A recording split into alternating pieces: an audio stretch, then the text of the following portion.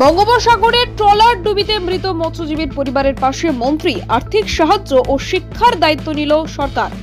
গত 3 দিন আগে বঙ্গোপসাগরের ট্রলার ডুবিতে 16 জন মৎস্যজীবী উদ্ধার হলেও 2 জন মৎস্যজীবী নিখোঁজ ছিল। তার মধ্যে গতকাল মৃত মৎস্যজীবী কমল জানার দেহ উদ্ধার হয়।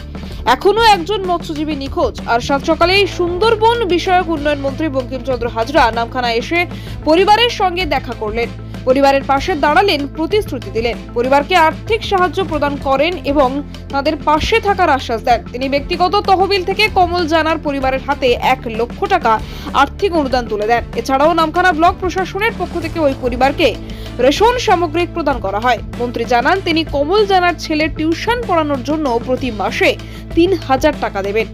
পাশাপাশি তিনি ঘোষণা করেন যে কমল জানার ছেলের সম্পূর্ণ পড়াশোনার দায়িত্ব রাজ্য সরকারের পক্ষ থেকে নেওয়া হয়েছে। মন্ত্রীর এই উদ্যোগে মৎস্যজীবী পরিবার কিছুটা হলেও সান্ত্বনা পেয়েছেন। প্রশাসন এবং কোস্ট গার্ডের পক্ষ থেকে নিখোঁজ মৎস্যজীবীর তল্লাশি অভিযান এখনো জারি রয়েছে। দক্ষিণ 24 পরগনা থেকে গোপাল সিলের রিপোর্ট, ডিএন নিউজ বাংলা। কেন নৌকায় গেল করে জীবন সারা জীবন নৌকায় যাবে, এত করে বলি করে কাজ করো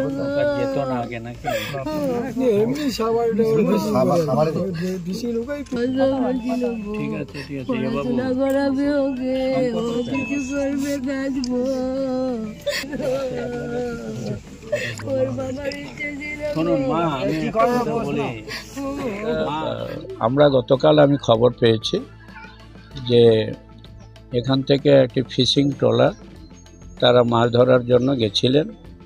তাতে আমাদের যার বাড়িতে এখন দাঁড়িয়ে আছে কমল জানা মারা গেছে, যিনি তার বাবার নাম হচ্ছে পঞ্চানন জানা।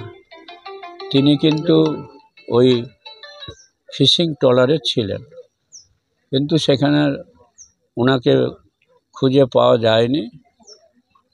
পরবর্তীকালে ওই নৌকার ভিতরে মানে যে থাকে ওই তার ক্যাবিনের ভিতরে ওই ডেড বডিটা পাওয়া গেছে।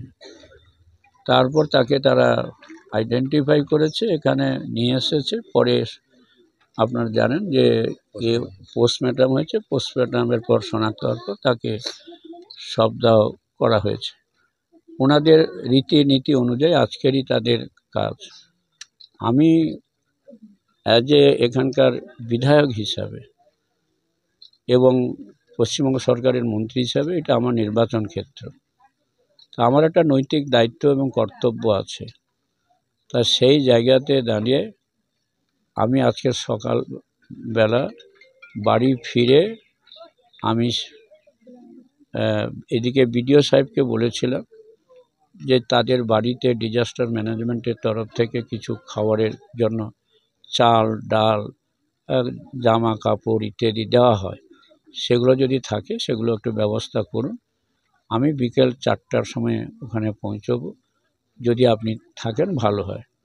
তবে আমি ওসি সাহেবদের বলেছিলাম, 2 জন ওসি সাহেব এখানে উপস্থিত আছেন। নামখানা আপনার ফেজারগঞ্জ কোস্টালের ওসিও আছেন ত্রিদীপবাবু, নামখানার বিভাসবাবু আছেন, এবং এখানকার জেলা পরিষদের সদস্য সহ এখানকার পঞ্চায়েত সমিতি, এখানকার মানুষজন, সিআই সাহেবও আছেন, বিডি অফিসের স্টাফেরাও এখানে আছেন। তা আমি দেখলাম অত্যন্ত ওনারা গরিব, এমনকি যে ঘরটা আছে সে ঘরে থাকার মতনও ওদের জায়গা নেই। তাই আমি আমার তরফ থেকে আমি 1 লক্ষ টাকা ওনাকে দিলাম এবং ওর ছেলের পড়াশোনার যাবতীয় দায়িত্ব আমরা গ্রহণ করলাম আমাদের সরকারের পক্ষে। ওর পড়াশোনা, অর্থাৎ ছেলেটি 11-এ পড়াশোনা করে, বাকি 12 ক্লাস পাস করবে। 12 ক্লাসে তো সেমিস্টার, আপনি জানেন, সেমিস্টারের মাধ্যমে পড়াশোনা করবে। ওর টিউশনের যে টাকাটা লাগে সেই টাকাটা আমি ব্যক্তিগতভাবে ওকে দেবো বলে কথা দিলাম সবার সামনে। এবং আজকেরও আমি 3000 টাকা আমাদের যিনি পঞ্চায়েত সমিতির সদস্য তাকে দিয়ে যাচ্ছি, কারণ আমার ব্যাগটা উপর গাড়িতে আছে, সেই টাকাটা নিয়ে ওনাদেরও দিয়ে দেবে। তা এইটা আমাদের রাজ্য সরকার আমরা সবসময় আমাদের বাংলার মুখ্যমন্ত্রী মমতা বন্দ্যোপাধ্যায়, আমরা যারা অনাথ, যারা অনার্ত মানুষের পাশে আমরা থাকি। আমি তাই আমারও নৈতিক দায়িত্ব কর্তব্য বিধায় আমি আজকের এসেছি, এবং এসে গতকালের যে ঘটনা, মানে তার আগের দিনের যে ঘটনা, তার বোরদা, মানে ছেলেটির বোরদা